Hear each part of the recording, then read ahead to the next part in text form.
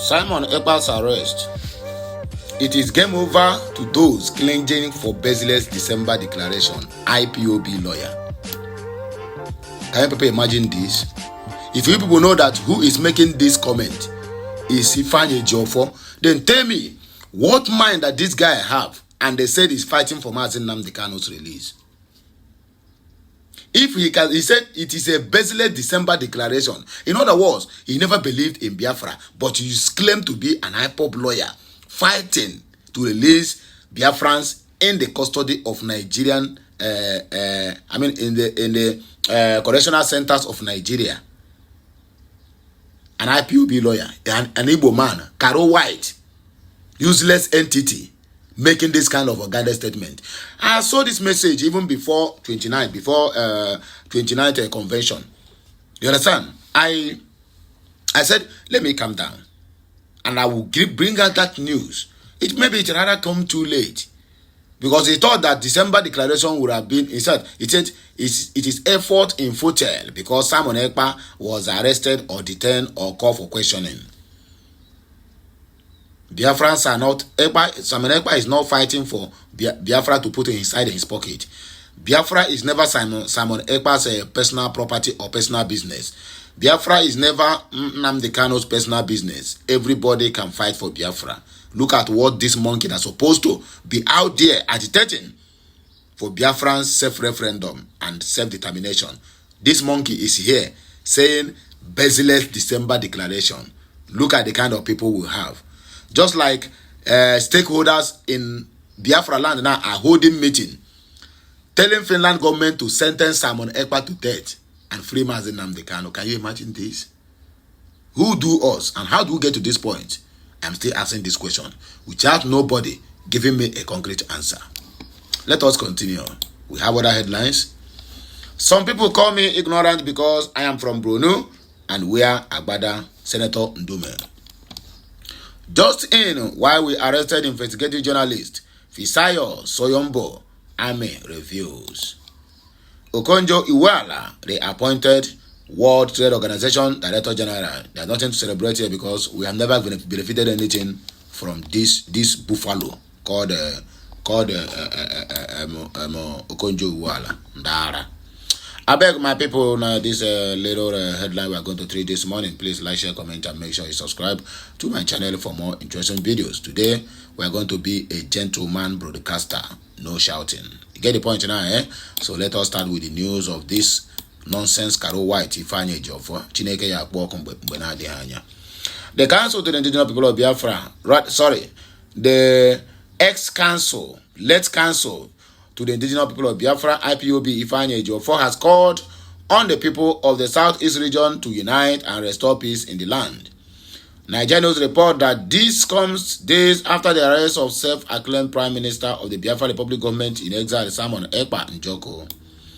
In a statement to newsmen in Owerri about insecurity in the Southeast region, Ejiofor declared it is game over for those clinging the baseless December declaration of the Biafra nation.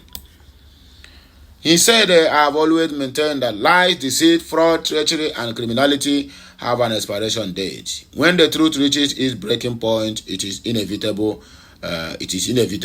Game over. To those still clinging to baseless December declaration, rest assured December will come and go eventfully. In the past, when fantastical claims about fighter jets and warships were peddled as obvious tools for self-aggrandizement by the serial fraudster, I warn those willing to listen that they have been swindled. My stance earned me severe criticism, threats, and defamation, but today, where do we stand? It is time for those who profess to have been deceived by an unrepentant serial fraudster to pause. Mention the name of that person now. Are you afraid? It's if you say you be man and you have two balls between your legs. Mention the name of the person you are referring to. Reflect and retreat. Let us restore peace in our land, so the custodians of Igbo heritage can seek ways to appease the gods for the atrocities committed against our people. There is indeed no gainsaying that Ndi Igbo are deeply marginalized in the Nigerian political settings and systems. However, True struggle for the liberation of the oppressed must reject violence, fraud, criminality, and abuse as strategies. Freedom can never be won through such means. There's absolutely no wisdom in cutting off one's nose to spite one's face. Ifeanyi, let me also correct you in this regard. Freedom is what? Taking, not giving. Because if you are waiting for them to give you freedom, you are going to wait. Even your 1,000 generation will still be waiting. I know here. Isn't a lawyer, but you don't even know what you practice. Some people call me ignorant because I am from Bruno and we are Agbada, according to Senator Ale Ndume. Let us hear what he said, because this matter no be small matter. Oh. they want to grade Nigerians like the grade chicken and turkey. But this man said he stood in his ground and said Nehikaba. And they said he's ignorant. What did they call himself? While I ought to apologize, swear to God, my people, make one listen to him. Yesterday they were using a language which I did not take lightly too. See, I'm 65 years old. I schooled in Nigeria. I schooled in America. And if you know, I am a Pi Kappa Pi of my university. University of Toledo, Ohio in 1990. Yet, because I'm wearing Abada, because I'm from Borno State, some people will call me arrogant. I mean ignorant. If it is even arrogant, I will take it. The senator representing Borno South, Ali Ndume, has berated those faulting his stance against President Bola Tinubu's tax reform bills. He foamed at those who called him ignorant over his submission on the bill. Ndume argued that he taught in a polytechnic for 20 years before joining politics. He made this disclosure during an appearance on Channels Television Politics Today. Ndume said people see him as ignorant because he's from Borno State and wears Agbada. The lawmaker said despite schooling in Nigeria and the United States, some people still consider him ignorant. He said, I'm 65 years old. I schooled in Nigeria and in America, and because I'm from Borno State, some people call me ignorant. I taught in polytechnics for 20 years before I joined politics. I married 2 of my daughters to Yoruba men. On Thursday, there was an uproar and a shouting match on the floor of the Senate over the tax reform bills. Ndume had kicked against the bills, identifying timing as one of the elements drawing antagonism to the proposed bill. He said introducing such a bill at the moment was bad timing, noting the current perception of the present administration by the populace. Nigerian news gathered that Ndume insisted the matter was too significant to be rushed, emphasizing the need to respect Senate rules. He said, this is a very important matter. We should not in any way try to use the position of the Senate because the other paper is clear. My president, you can have your way, but I will have my say. You can use your gavel, and I will use my voice. We'll continue to monitor the story closely. Kindly drop your opinion in the comment section below. Stay tuned to Nigeria News TV.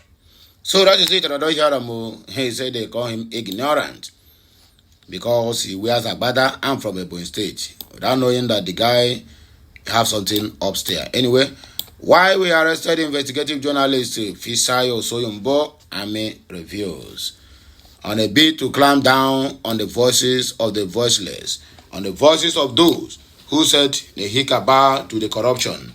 They will give you one bad name, just like they did to dog, to hang that dog. The 6th Division of the Nigerian Army has revealed that its operatives arrested investigative journalist Fisayo Soyombo on suspicions of engaging in illegal oil bunkering. Nigerians report that Fisayo, who is the founder of the Foundation for Investigative Journalism, had reportedly been detained for 3 days. The FIJ, in a statement on Friday, called for his immediate release and raised the alarm over the increasingly threats to press freedom in the country. Of course, exactly what they are doing. Soyombo, known for his investigative reporting on high-profile issues such as corruption, abuse of power, and human rights violations, had previously faced various threats and harassment. The 6th Division of the Nigerian Army in Port Harcourt had been detaining our founder, Fisayo Soyombo, for 3 days running. Journalism is not a crime, FIJ said. Reacting in a statement, the acting deputy director, 6th Division Army Public Relations Officer Danjuma Jonah Danjuma, said Fisayo was arrested alongside other individuals engaging in oil bunkering. He said that all suspects currently undergoing preliminary investigation to to ascertain the level of involvement or otherwise. In military, when Nigerian military becomes the police that do investigation, can you see that this country is going nowhere? I swear, they go nowhere. If this country ever go anywhere, let me see what cause them. Military have leaving the border they're supposed to guide now, and now arresting and detaining people and doing preliminary investigation. Can you imagine that? In a country who say that they are practicing democracy. Reacting in the statement, the acting deputy director of division said, okay. He said that the suspects are going preliminary investigation according to him. Okay, and the statement is titled alleged detention of journalists in Port Harcourt, misleading reads. The headquarters of the 6th Division Nigerian Army has noted with utmost concern an allegation making rounds on the social media by Sahara reporters today, which happens to be 29, that is yesterday, 2024. In the publication, it was alleged that the Nigerian Army detained an investigative journalist in Port Harcourt rather, why the division will not want to join issues with purveyors of falsehood and misinformation. It is important to put the records in proper perspective. An investigative journalist will never engage in oil bunkering. Go and take it anywhere. If you like, you believe it. If you don't like, don't believe it. You would recall that the division has scaled up its anti-illegal oil bunkering operations with huge operational success recorded. Only recently, intelligence revealed the existence of a notorious gang of oil thieves noted for busting pipelines and illegal connections for oil theft in the region. In a deliberate operation conducted, troops trailed the criminals to an illegal oil bunkering site.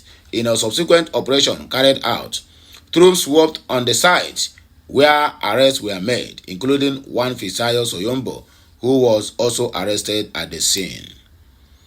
The suspects are currently undergoing preliminary investigation to ascertain their level of involvement in or otherwise. Therefore, his arrest is not unconnected with the activities of these oil thieves in the region. It is, therefore, important for media outlets to ensure the veracity of their information before they place them in the public domain. The division would like to reassure the general public of its commitment and responsiveness in ensuring the activities of criminal gangs, particularly oil thieves, are drastically curbed in the region. This, it is hoped, will shore up oil and gas production in the country. Last but not the least, Okonjo-Iweala, reappointed WTO Director General. The World Trade Organization has reappointed Okonjo Ngozi-Iweala as its Director General for a second term. Nigerian News report that the latest development was made known in a statement on Friday. WTO said Okonjo's reappointment will take effect on September 1 of 2025. Very long time. According to the statement, the council agreed by a consensus to reappoint Okonjo-Iweala as DG for a second 4-year term, stressing that the decision reflects broad recognition of her exceptional leadership and strategy vision for the future of WTO. It further explained that the reappointment process initiated on October 8 of 2024 was overseen by Ambassador Peter Oberg of Norway, chair of the General Council. The statement added, with no additional nominations submitted by the November 8 deadline, Dr. Ngozi Okonjo-Iweala stood as the sole candidate. The process was conducted in a full, open, and transparent manner, adhering to the World Trade Organization's procedures for the appointment of Director Generals, WTL 509. During a special General Council meeting on November 28-29, 2024, Dr. Ngozi Okonjo-Iweala outlined her forward-looking vision for the WTO. Following her presentation and a question and answer session with members, the council formally endorsed her reappointment by consensus. The General Council commends Dr. Ngozi Okonjo-Iweala for her outstanding leadership during her first term and amid significant global economic challenges. She strengthened the WTO's ability to support its members and set a forward-looking agenda for the organization. Her leadership was instrumental in securing meaningful outcomes at pivotal moments, including the 12th and 13th Ministerial Conference, MC 12 and MC 13, where major milestones were achieved. Here and other headlines is what you are going to look onto. So please like, share, comment, and make sure you keep subscribing for more interesting videos. Okay, Messiano.